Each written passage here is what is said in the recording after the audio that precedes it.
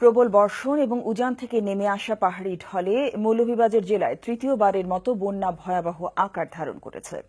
বন্যায় কুলাউড়া, জুড়ি ও বড়লেখা উপজেলার ২৯টি ইউনিয়নের বিস্তীর্ণ এলাকা প্লাবিত হয়েছে।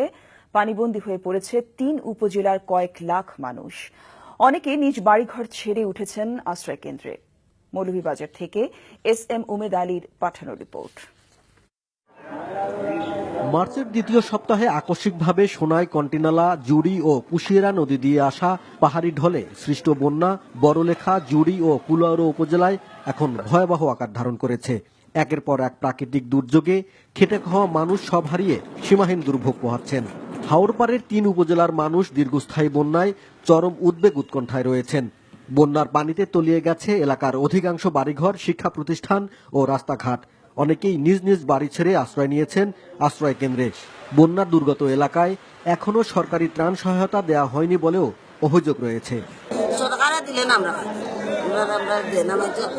নাম নেই, আমরা নাম তো করি। যখন প্রথম বড়দানটা খেত করি বন্যায় পানি নিঃস্ব হয়ে আমি দিয়ে এখন যে বন্যা আইছে এই বন্যার কারণে আউসটাও গেছে, ফ্লাডে ঘর বাড়ি সব ছাড়া। তখন কিভাবে মানুষে খাইব আর কিভাবে থাকবো?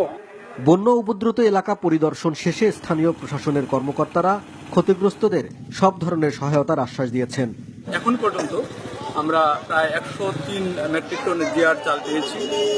তারপরে আমাদের কাছে BGF কার্ড ১২৩০ কেজি হারে 3 মাসের জন্য এবং প্রতি মাসে ৫০০ টাকা। বন্যা নিয়ন্ত্রণে সরকার স্থায়ী সমাধানের উদ্যোগ নেবেন এমনটাই প্রত্যাশা এখানকার মানুষের। NTV news desk.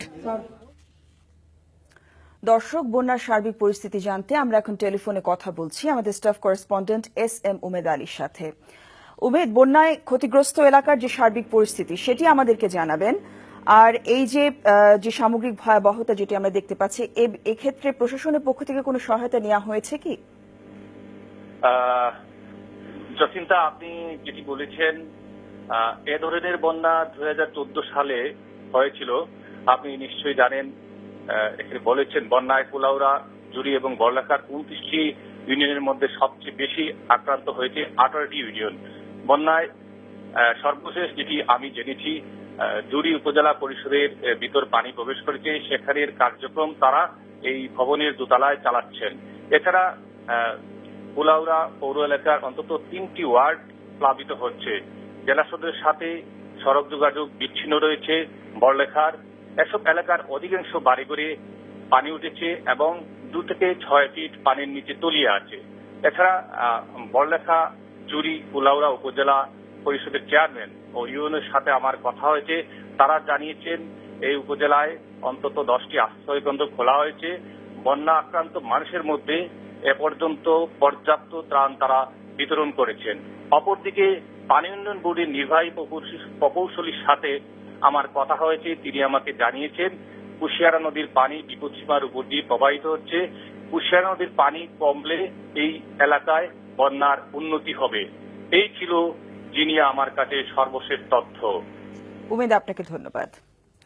দর্শক, আমরা কথা বলছিলাম মৌলভীবাজার প্রতিনিধি উমেদ আলীর সাথে।